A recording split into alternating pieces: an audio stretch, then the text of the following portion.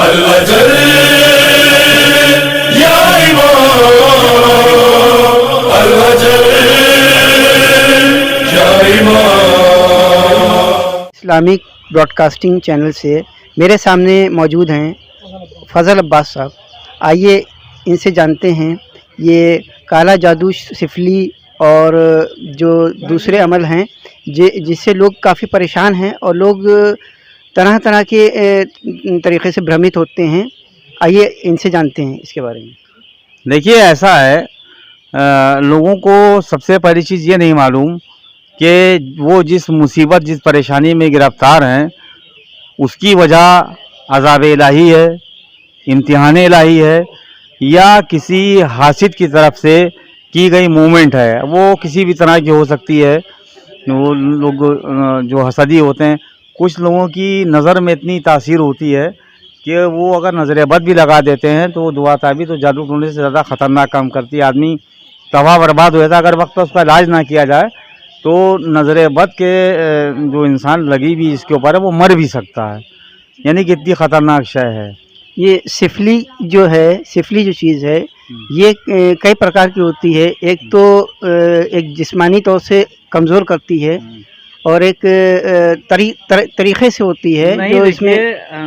جاوید بھائی، ہم آپ کو ایک چیز یہ بتانا چاہیں گے، سب سے بڑی شے دنیا میں اگر کوئی ہے طاقتور تو وہ اللہ کی ذات ہے، اور آل محمد وسیلہ ہیں اللہ تک اپنی رسائی کا، اور اللہ کی تمام صفات کمالات کے اختیارات ان کے ہی ہاتھ میں ہیں. جو اسماء حسنہ کے صفات ہیں وہ بھی آل محمد کے ہی ہاتھ میں ہیں.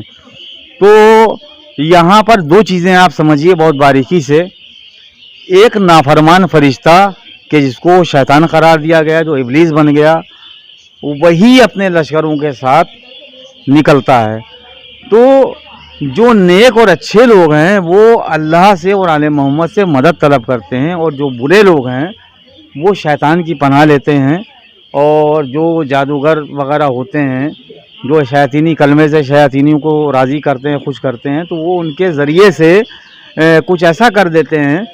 کیونکہ یہ ایک ہوا ہے، دکھائی نہیں دیتے، تو یہ بڑی آسانی سے کسی چیز کے اندر مکس کر کے کھلا دیے جاتے ہیں، پیٹ میں اتار دیے جاتے ہیں، مسلط کر دیے جاتے ہیں، یا کاروباری بندشیں وغیرہ کر دی جاتی ہیں. چونکہ لوگوں کو اس سے نجات کے راستے نہیں معلوم ہیں، اس لیے لوگ زیادہ تر مس گائیڈ ہوتے ہیں، جس کا فائدہ کچھ فٹبئیے مولوی بابا اور کچھ اس طرح کے تانترک جو ٹہلا کرتے ہیں، بڑے بڑے موتیوں کی مالا پہنے ہوئے، یا آنکھوں میں کاجل لگائے ہوئے، یا کچھ بڑے بڑے بال رکھے ہوئے، جو اپنے آپ کو طالب علم، جبکہ ان کے پاس علم کی ABCD بھی نہیں ان کو معلوم ہوتی ہے. اور اس کے مسئلے اس کے بارے میں تو جاوید سر اگر ہم بتانا شروع کریں گے تو پوری کئی ویڈیو بن جائیں گی. تھارو عمل اور یہ کالا جادو جو ہوتا ہے سنتے ہیں یہ بہت خطرناک ہوتا ہے. ایسا ہے، اس کے بارے میں ذرا بتائیں. دیکھیے جادو کی 4000 سے اوپر قسمیں ہیں، اور میں اس کی تفسیر میں نہیں جانتا. میرا مین مشن یہ ہے کہ اگر آپ یا کوئی افراد اس میں گرفتار ہے تو اس سے چھٹکارا کیسے ملے گا اس کو، اور کیسے وہ شفا یاب ہو. تو لوگ اکثر کیا کرتے ہیں، اپنی منمانی کرتے. دیکھیے اس میں سب سے بڑی چیز جو ہے آپ کا عقیدہ، آپ کا جو یقین ہے وہ اللہ کی ذات پر، اس کی کتاب پر اور آل محمد پر پہلے کامل ہونا چاہیے. اس کے بعد پھر آپ کسی بھی شہر میں کسی ملک کے رہنے والے ہوں، ارواح مقدسہ کے آل محمد کی کسی بھی بارگاہ میں چلے جائیں تو وہاں پر آپ جا کر اس سے نجات پا سکتے ہیں. اس کے لیے میں ایک الگ سے ویڈیو بنا دوں گا اپنے ناظرین کے لیے. اور دوسری چیز ایک بات اور سمجھ لیے، کچھ لوگ سوال یہ بھی کرتے ہیں کہ صاحب دین میں شریعت میں کوئی دھاگا تو ہے نہیں، جو آپ کہہ رہے ہیں دھاگا باندھیے اور لوگ دھاگا مان لیتے ہیں. تو میں ان سے یہ کہنا چاہوں گا دین شریعت میں تو ذریعہ اور تعزیہ بھی نہیں ہے، لیکن ہمارے عقیدے سے تعلق رکھتا ہے. تو اسی طریقے سے جس طرح سے آپ تعزیہ لکڑی کا بنا لیتے ہیں یا اسٹیل کا یا اور دیگر چیزوں کا بنا کے रख देते हैं, यानी कि एक मामूली सी लकड़ी जो भी कहीं पे लगी हुई उसकी कोई वैल्यू नहीं है, लेकिन वही लकड़ी की अगर जरी बनकर उसको इमाम हुसैन या मौला अब्बास से निस्बत दे देते हैं, या वही लोहा कि क्या पता कहाँ हो कहाँ नहीं हो, कहाँ से आया हो, उसके बाद उसकी एक जरी बनती है, बनने के बाद रख दी जाती है, उसके बाद उसके अंदर असर पैदा हो जाता है कि लोग दुआएं मांगते हैं, मन्नतें मांगते हैं। तो मकसद ये है कि आले मोहम्मद से जिस शय को निस्बत मिल जाएगी उसके अंदर अज़ग़ैबी असरात पैदा हो जाते हैं। ऐसे ही एक धागा होता है कि जो आप देख रहे हैं याला में बंधा हुआ है, इसको आप मामूली, ये एक निस्बत है कि हमने कलाम पाक की, क्योंकि रसूल अल्लाह दुनिया से पर्दा करने से पहले कहे हुए थे कि मैं तुम्हारे दरमियान दो चीज़ें छोड़ के जा रहा हूँ, एक अल्लाह की किताब और दूसरे मेरी इतरत। तो अब क्या है, ये धागा जो है ये हमारा एक ज़रिया बन गया है। क्या ये हमने एक हिकमत अमली की कि मसलन हमने कुरान की कुछ मखसूस आयतों को एक नज़र की शक्ल में पेश किया मौला की बारगाह में, उसके बाद उस धागे पे दम कर लिया, ठीक है ना। तो ये देखिए कुरान से हमने पहले मदद ले ली, उसके बाद वही धागे को आले मोहम्मद के ज़रिए अक़दस में, क्योंकि अब भाई इमाम ज़माना तो पर्दा ग़ैब में है, हमारी इतने अमाल अच्छे भी नहीं है कि हम उनसे रब्ता कर सकें, लेकिन वो हमारी हर तरह सुनते हैं।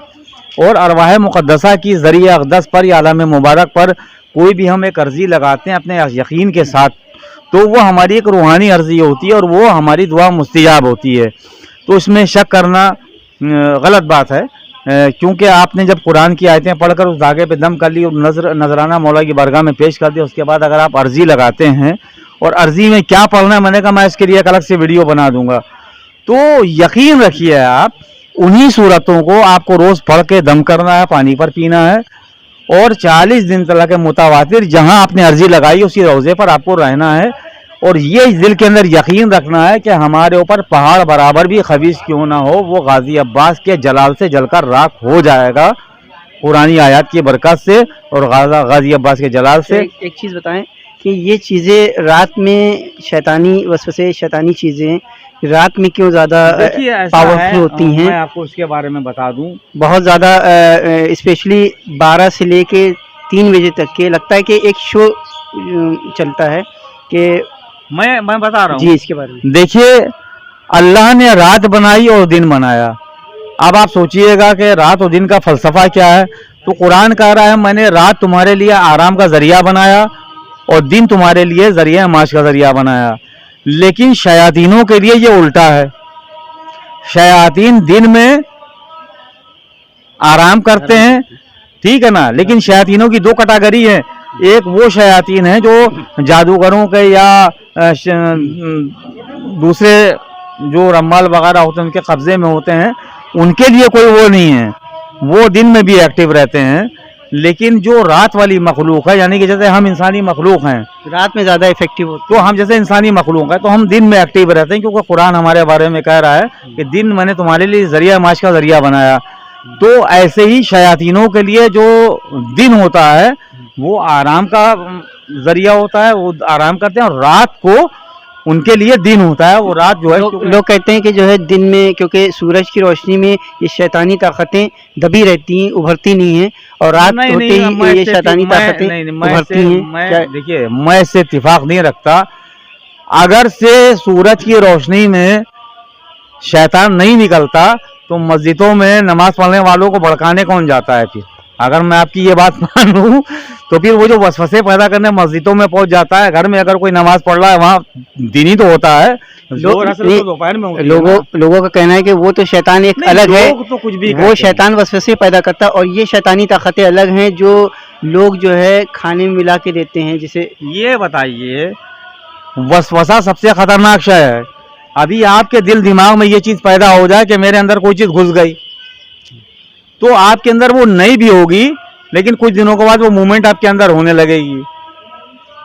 तो ये क्या है, वसवास जो है वो एक ख्याली चीज़ होती है कि जो आपके ख्यालों को, यानी कि आपके नफ्स को नजिस करता है, कंफ्यूज करता है, और अल्लाह की तरफ से और उसके रसूल की तरफ से आपको दूर करता है। एक चीज़ बताइए, शैतान भी कई किस्म के होते हैं, जैसे कि लोग मैंने कहा भाई, देखिए जावेद भाई, इनकी कई कैटेगरीज हैं।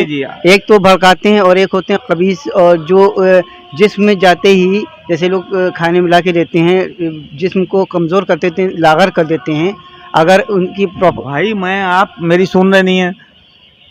قرآن میں صرف ایک ہی سورہ ہے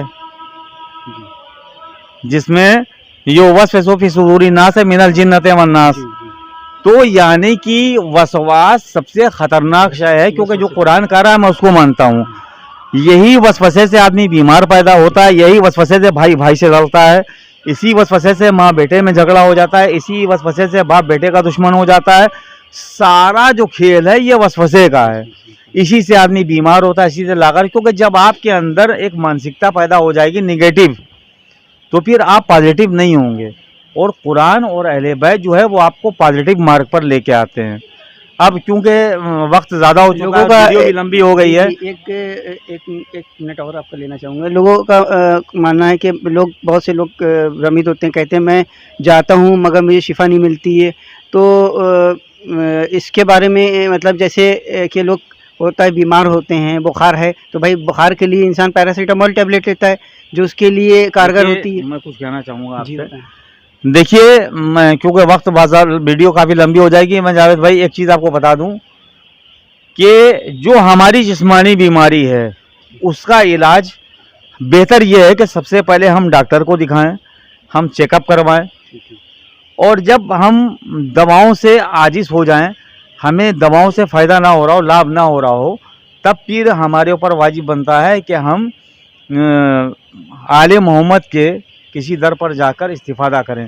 لیکن اس میں کیا ہوتا ہے کہ جو لوگ نالج کم ہے, کیونکہ زبان پاک نہیں, زیادہ تر آدمی گناہوں میں گرفتار ہیں, تو کسی ایسے آدمی کی تجویز کریں کہ جو ایک متقی پرہیزگار انسان ہو, جس کی زبان میں تاثیر ہو, یا جس کی دعائیں قبول ہوتی ہوں, یا جس کا عمل اللہ کی بارگاہ میں قبول ہوتا ہو. بھلے وہ جتنی دیر آپ کے لیے پڑھائی کرے اس کی اجرت آپ اس کو دے دیے, لیکن اس سے ہی دعا پڑھوا کے آپ پیے اور اس سے ہی ارواح مقدسہ کے روضے پر عرضی لگوائیے. کیونکہ ایک متقی پرہیزگار اور پاک زبان والا انسان اگر آپ کے لیے کچھ کام کرے گا تو وہ زیادہ بہتر ہوگا. اس کے اگر آپ دیکھیں کہ لوگوں کو کہتے نہیں کہ لوگوں کو شفا بھی چاہیے ہے, دوا بھی چاہیے, دوا بھی چاہیے. ایک چیز اور میں کہنا چاہوں گا, امام جعفر صادق علیہ السلام کا قول ہے کہ جب مولا سے کسی نے کہا تھا کہ مولا ہم ایک دوسرے کے لیے کیسے دعا کریں, ہم تو خود گناہ گر خطا کر, تو مولا نے کہا تھا کہ تم اپنے لیے بھلے نہیں مانگ سکتے لیکن تمہاری زبانیں ایک دوسرے کے لیے پاک ہیں. یعنی کہ اگر سے میرا کوئی دوست ہے, کوئی رشتہ دار ہے, کوئی جاننے والا ہے, اگر وہ مجھ سے کہتا ہے کسی چیز کے لیے, کسی کا بات کے لیے, اور میں بارگاہ مولا میں گزارش کر دوں یا عرضی لگا دوں, تو وہ یقیناً قبول ہوگی. جاوید بھائی اب اجازت چاہوں گا, کیونکہ پھر انشاءاللہ ایک ویڈیو الگ سے اس کے لیے میں بنا دوں گا. ٹھیک ہے, بہت بہت شکریہ فضل عباس صاحب. شکریہ. تو یہ تھے فضل عباس صاحب, اور میں ہوں جاوید رضوی, شیعہ اسلامک براڈ کاسٹنگ چینل سے. السلام علیکم.